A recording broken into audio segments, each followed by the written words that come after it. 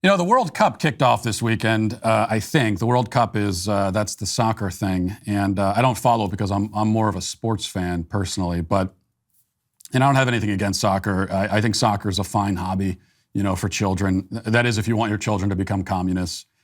It's a great hobby for communist children, I suppose is what I'm saying. And I don't mean any offense by that. It's not even the communism of soccer that I have the biggest problem with. It's really, it's mainly that soccer makes baseball seem thrilling by comparison, which is very hard to do.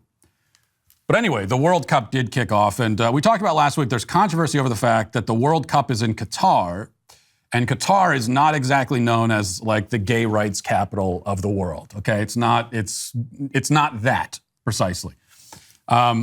Homosexuality is effectively illegal there, or literally illegal.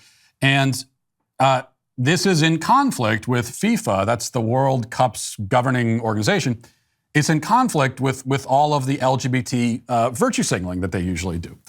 So they want to have their woke cake and eat it too. On one hand, they want to advertise themselves as uber woke on LGBT stuff. But on the other hand, they want to take money from Qatar. And this has led to criticism.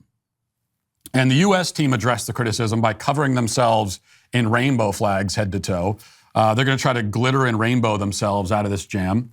Although it is kind of redundant, you know, all the gay paraphernalia with soccer, because we see that and everyone's like, you're a soccer team. We know, we get it.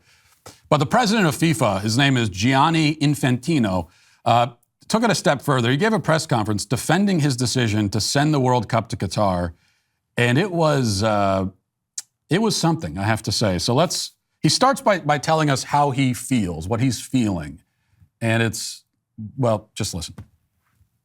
I have very strong feelings, I can tell you that. Today I feel Qatari. Today I feel Arab. Today I feel African.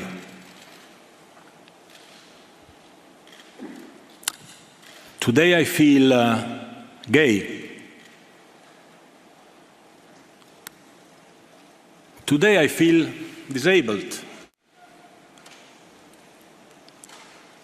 Today I feel a migrant worker. That's the funniest thing I've seen in a long time. That is literally something out of The Office. I mean, I think that's almost verbatim a speech that Michael Scott gave on Diversity Day at The Office, I think. And he's so proud of himself too. He thinks he's saying something profound. He has this look on his face. It's the Kamala Harris look, right? It's, you know, where he's sputtering nonsense, but thinks that he's nailing it. And perhaps the greatest lines ever delivered in the history of public speaking. Today I feel gay, today I feel disabled. And you note, though, a short pause before he said gay, like he was having second thoughts about going this direction, but he already committed to it, so he just went with it. And then he felt pretty good about it. And then also notice another thing, too, that he said, I feel a migrant worker. He didn't say, I feel like a migrant worker. He didn't say that. He said, I feel a migrant worker. So this is maybe a confession as well. I have to admit something to you, sadly. I don't have perfect skin. It's hard to believe, considering how flawless and glowing I look on your screen, but it's true. I, your sweet baby gang cult leader, do get forehead wrinkles, dark spots on occasion, under-eye bags. I came to this realization when one morning my wife told me that I looked too tired and haggard on camera. She insisted that I use her Genucel under-eye puffiness cream, and I couldn't believe how quickly the bags under my eyes cleared up. Sounds too good to be true, right? It's not. Now Genucel skincare is a part of my daily routine. Genucel has sold over 1 million products to both men and women, and the reviews speak for themselves. Samantha writes, I've used it all over my face, under my eyes, and it cleared up the dry flakiness and even reduced my forehead lines. Susan wrote, I've been using Genucel for a couple months. The puffiness around my eyes is gone. Even the crow's feet and small lines have disappeared. Genucel uses a proprietary base with clinical levels of botanical extracts which come together to yield amazing results. Genucel products are natural, cruelty-free, and made in the USA. Take advantage of Genucel's early Black Friday sale going on right now. You can get their most popular products package for over 70% off. You'll get 2 months worth of their best sellers plus their hyaluronic acid serum free with your purchase. Go to Genucel.com/Walsh and use code Walsh for an extra 10% off. That's Genucel.com/Walsh. Genucel.com/Walsh. In any case, that's not really the part that I want to focus on. That's just it's a little bit of comedic relief. He then goes on into this rant to justify FIFA's business with Qatar. And this is what he says. We are told many, many lessons from some Europeans, from the Western world. I'm European. Actually, I am European. Not just I feel European. I think for what we Europeans have been doing in the last 3,000 years around the world, we should be apologizing for the next 3,000 years before starting to give moral lessons to people. Europeans should apologize for the last 3,000 years. That's how far back he's indicting Europeans.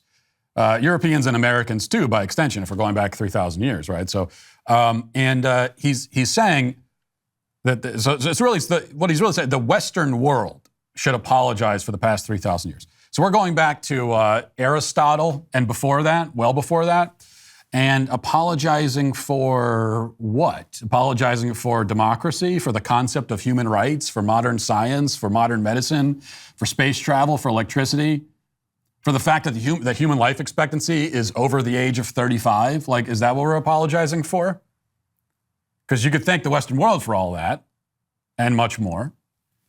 Basically, almost everything that makes your life enjoyable and tolerable, you can thank the Western world for. So if we're apologizing for 3,000 years, then we're apologizing for all that.